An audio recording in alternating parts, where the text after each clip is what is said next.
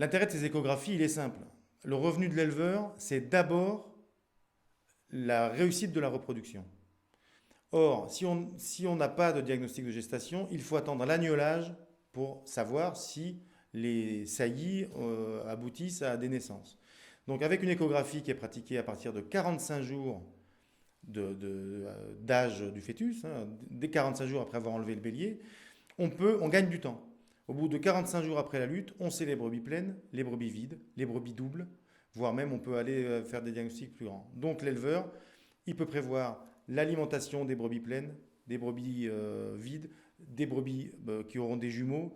Il peut prévoir le stock fourragé. S'il y a eu un problème de reproduction, il peut peut-être remettre en reproduction plus précocement un lot de brebis. Il peut peut-être réformer plus tôt des vieilles brebis finalement qui sont vides, qui ne feront pas d'agneau, et donc ne pas attendre le résultat de l'agnolage pour les réformer.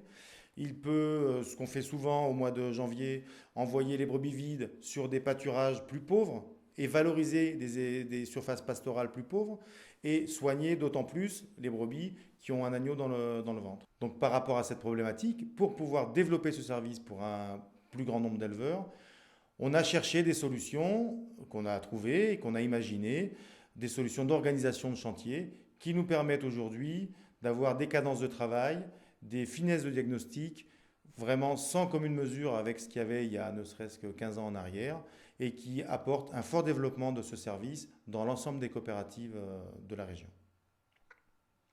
Donc l'idée, c'est qu'au départ, pour faire une échographie d'une brebis, il fallait retourner la brebis. L'opérateur était assis, mais il fallait quand même une ou deux personnes pour les retourner, pour les amener jusqu'à l'opérateur, une autre personne pour les marquer physiquement.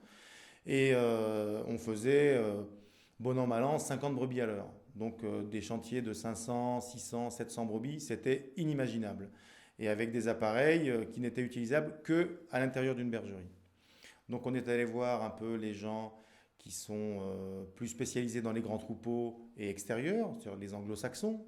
On a rencontré des Néo-Zélandais, des Écossais, et on s'est inspiré de ce qu'ils font, et on l'a adapté à nos pratiques locales. C'est ce qui a donné naissance au concept, on va dire, qui est développé aujourd'hui, de la remorque d'échographie. On commence à avoir un besoin d'identification, et ce besoin d'identification, on a besoin d'avoir le relais de l'identification électronique connecté au système d'échographie afin qu'on fasse passer les brebis dans notre remorque à échographie et qu'à la sortie, on puisse sortir des listings individuels des brebis qui sont pleines, vides, avec des jumeaux ou les premières, les dernières agnolées, et que les gens puissent intégrer ça à leur logiciel de gestion de troupeau.